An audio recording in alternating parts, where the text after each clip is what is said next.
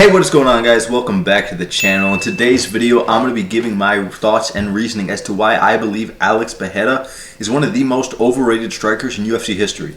Now, I don't want people to take that the wrong way and think I'm saying Alex Pereira isn't a top-level striker in MMA. He showed that he is. He easily wiped the floor with Sean Strickland. He TKO'd Israel Adesanya. He even was arguably up on the scorecards against Adesanya in their second fight. He won a lot of exchanges on the feet with Adesanya even in the first fight. And now he's gone out there and he's beat, Jan Blachowicz at light heavyweight. So he's shown that he's had the ability to outstrike guys at two weight classes. But I'm going to get into why Alex Pereira is one of the most overrated strikers of all time. So to begin, we have to go all the way back to UFC 268, headlined by Colby Covington and Kamaru Usman having their highly anticipated rematch. On this card, Alex Pereira took on Andreas Michailidis, and in the first round, Andreas Michailidis took down Alex Pereira, controlled him on the ground, and just kind of showed, this is the typical grappler versus striker matchup. Alex Pereira has a huge hole in his game being the grappling aspect, and Andreas went out there and exposed it in the first round. Alex Pereira comes in the second round and lands a huge flying knee, and honestly, I thought the fight should have been stopped immediately, but the ref let it keep going on, and Alex Pereira landed some brutal ground and pound shots, essentially taking years off of the career of Andreas Michailidis. Moving on, Alex Pereira gets a main event apex fight against Bruno Silva, where he went tooth and nail with Bruno Silva, who's not really known to be that good of a striker. He's gotten exposed multiple times in his career for not being the best striker. And Bruno Silva was known as being tough before then, and after this, he's getting KO'd by Joe Michard and stuff, and the common talking point is Alex Pereira broke Bruno Silva, because before this we didn't say Bruno Silva getting TKO'd and KO'd. In fact, Bruno Silva had never been finished via punches before he fought Alex Pereira. And Alex Pereira took him to a decision. After that, he's getting finished left and right. And at the end of the day, man, it kind of looks like Alex Pereira broke him. If we really take the time to look at his fight with Bruno Silva, Alex Pereira got exposed in this fight, if you ask me. He went tooth to nail. He went life or death with Bruno Silva, one of the worst strikers in the middleweight division. I understand Bruno Silva, he's okay, whatever. It's the middleweight division. Middleweight is not known for being technically good anywhere, whether it be in the grappling department or the striking. And Alex Pereira is hyped up to be the greatest striker to ever touch the face of the earth of all time. And he went out there and went tooth to nail with Bruno Silva. Do you have any idea what even a guy like Dricus or Robert Whittaker would do to Bruno Silva? Israel Adesanya would dance circles around Bruno Silva if they were to fight. The same Bruno Silva that fought Alex Pereira. And Alex Pereira was getting touched up by him. He was getting kicked and punched in the face. And sure, I thought he won the fight, but it was a very close competitive fight. He had him very hurt in the third round. Honestly, I thought he was going to finish him. But the fact that he didn't finish him is crazy. I understand people are like, oh, what are you going to do? You're going to crap on Alex Pereira for having a very good win? It's not that good of a win, and he should have finished him in that fight. On paper, Alex Pereira should have brutally finished him on the feet. I understand the grappling goes to Bruno Silva, but when the fight was on the feet, Alex Pereira should have been dominating him. And that's not the case. That's not what happened. Alex Pereira did not dominate him. It took him, he had to get the third round. The third round was like, okay, if you don't get the third round, you're probably going to lose this fight, Alex. And you should never see yourself in a situation like that when you're striking with Bruno Silva in the apex. You know what I mean? It's ridiculous. So he gets that win and immediately gets a massive jump up in competition at UFC 276 International Fight Week against Sean Strickland, headlined by Israel Adesanya versus Jared Cannonier, which, mind you, was one of the most boring fights of all time. I fell asleep every single round. And Alex Pereira goes out there against Sean Strickland and brutally mops the floor with him, sets up the left hook perfectly, lands that devastating left hook that he's known for, throws the jabs to the body, throws the jabs to kind of the chest area to get Sean Strickland to, reach forward and start lowering his hands. And then Sean Strickland kind of got adjusted to it. He kind of got conditioned to it. Alex Pereira throws the left hook. Sean drops his hands, and Sean Strickland gets brutally knocked out by Alex Pereira. This wasn't TKO. Sean Strickland was not out cold, but does that really take anything away? He brutally knocked out Sean Strickland, and at the end of the day, when have we seen Sean Strickland like that? We've never really seen Sean Strickland in a position like that against plenty of guys. He's fought Kamaru Usman, he's fought all these guys, Jared Cannonier even. After the knockout, you'd think, okay, his chin has deteriorated since the knockout. He looked better than ever against Jared Cannonier and arguably beat him.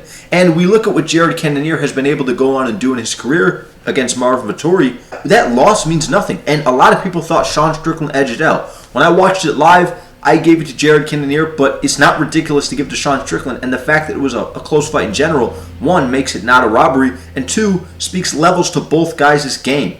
But Alex Pereira goes out there and mops the floor with Sean Strickland, and Dana White knew what he was doing, putting Alex Pereira in the easiest stylistic matchup he could possibly get on the same card as Israel Adesanya fighting. Israel Adesanya watches it while he's warming up, goes out there after beating Jared Cannonier in the most boring fight of all time. You know, Alex is in the crowd, and he goes on the mic and calls him out. And we all know the next fight is going to be Alex Pereira versus Israel Adesanya. Just 5 UFC events later at UFC 281 in November, Israel Adesanya and Alex Pereira are set to fight for the middleweight title. And this fight was one of the most highly anticipated fights of my life. And this fight was just incredible from start to finish. You know, obviously, you know, each moment of the fight wasn't the most exciting, but just the era of the fight, the aura that it kind of exuded. It was crazy. You know, Israel Adesanya goes out in the first round, almost stops Alex Pereira. Alex is saved by the bell, gets caught with the signature 1-2. Izzy puts the jab in his face, keeps it there to distract him, throws the big right hand. It's always been known as a deficiency in Alex Pereira's defense. Catches him, goes out there in the second round. Alex Pereira miraculously, completely recovers from being pretty much out on his feet to beating Israel Adesanya. Gets out-grappled in the third round. Loses the fourth round because he's conserving energy. And then goes out in the fifth round and literally goes after Israel Adesanya's head. It looked like Israel Adesanya had stolen money from him and Alex was trying to kill him.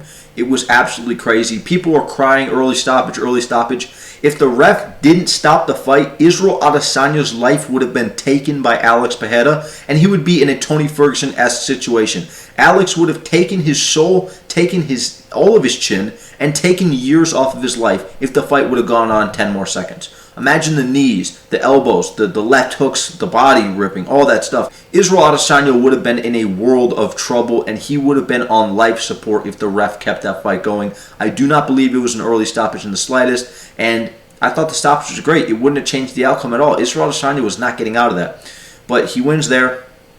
And then at UFC 287, six events later, Israel Adesanya and Alex Pereira are booked again in Miami.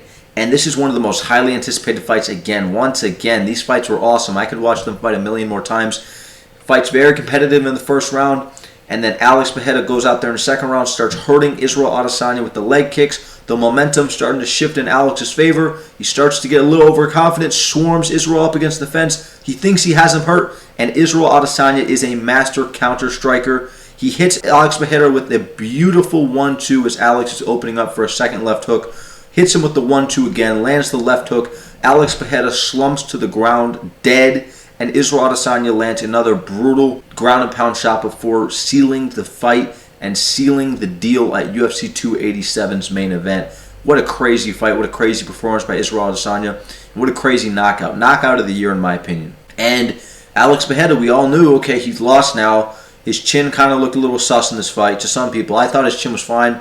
You get caught with a shot like that by Israel Adesanya, you're going down or you're going out. And you know, people are talking about, oh, maybe it's, you know, it's time. Alex Pereira, the weight cut, all this stuff. Alex Pereira moves up to light heavyweight, and he gets booked against Jan Blachowicz just 4 months after getting brutally knocked out cold by Israel Adesanya.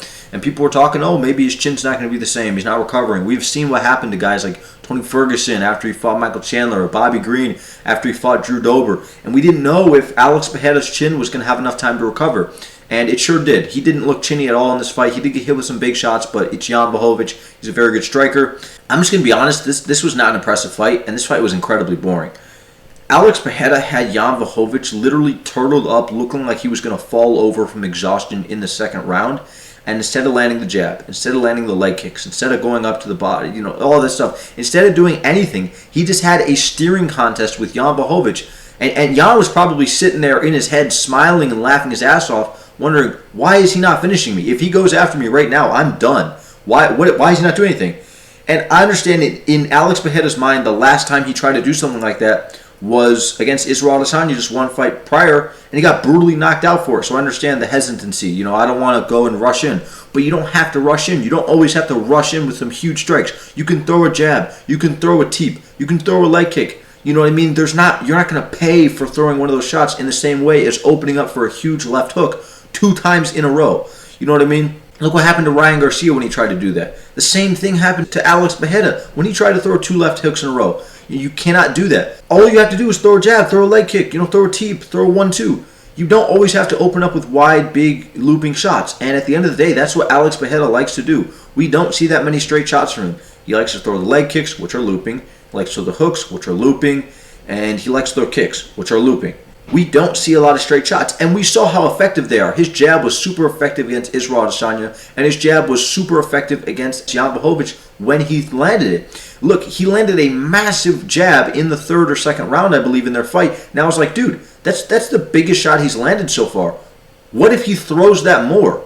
If he throws that jab more, he could easily finish him. It's the easiest punch to throw. You don't always have to go in and swarm with big punches. That's kind of a consistent pattern that you see in Alex Pereira's career. The dude constantly goes for the big looping shots. And he's not as technical as people say he is. Sure, he has phenomenal leg kicks. He has a crazy left hook. He has incredible power. But at the end of the day, the dude cannot throw a straight shot to save his life. Why does he not do this? And I know someone's going to get in the comments and say, oh, why are you going to hate him? He's the greatest striker to ever walk the face of the earth. Alex Pereira will not throw a jab to save his life. That not only shows low fight IQ, it shows a deficiency in his training.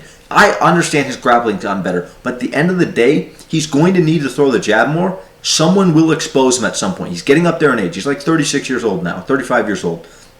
Someone is going to expose him brutally. It may be Jamal Hill. It may be Yuri Prohaska. Someone is going to brutally knock Alex Pereira out again for doing this the same way Israel Adesanya did. He needs to throw the jab. He needs to throw the right straight. These are the easiest punches you can possibly throw. The jab is the first technique you will ever learn in a striking gym. Why is he not throwing it? He always rushes in with the left hook. And even in this fight, he was kind of like hesitant to throw a left hook. He doesn't want to get knocked out again. So he didn't throw anything other than leg kicks almost. The dude just would not throw punches other than a jab to the body and a kick to the leg. Throw the jab up top, then throw a jab to the body. Mix it up. You know what I mean? He looked very one-dimensional in this fight. And honestly, throughout Alex Pereira's career in the UFC, I've seen he's a little bit one-dimensional. People are going to call me crazy. People are going to call me ridiculous and biased. I love Alex Pereira. He's one of my top 5 favorite fighters in MMA right now, if you ask me. But at the end of the day, he's a one-dimensional striker. He does not defend straight shots, and he does not do well with throwing straight shots himself. He's a very one-dimensional striker that throws looping shots ad nauseum. So at the end of the day, I believe Alex Pereira is one of the most overrated strikers of all time. He is still one of the best strikers of all time in the UFC without throwing the straight shots. Imagine if he did. Imagine how much better he would be. So those are my thoughts on it. Let me know what you guys think down below in the comments. Leave a like, subscribe, turn on notifications so you don't miss another upload. I don't want you guys to take this the wrong way, but I had to get my opinion out here because people are still calling him the greatest striker to ever touch the face of the earth. He would just utterly knock out every single fighter in 2 seconds. His left hook is too deadly. I mean, come on, guys. Come on, guys. Stop being ridiculous. Be serious for a second. I will see you guys in the next one.